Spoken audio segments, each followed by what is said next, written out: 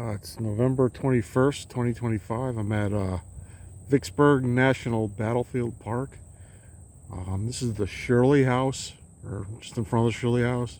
Apparently there was a lot of fighting and entrenchment and shooting at the two sides from one ridge to another here. I don't know if you can read that. But here's the house, the Shirley House.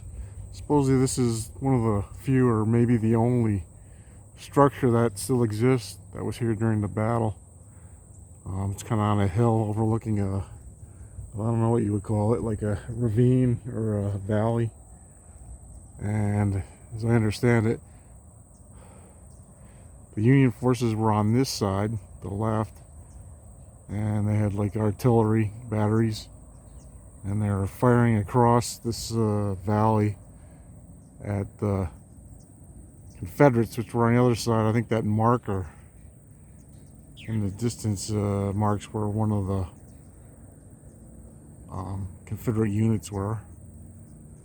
I'm going to be going there shortly, and I think that's the Illinois Monument, which is closed for restoration. It's like kind of a rainy, cloudy day, but I thought I'd come up here and take a video.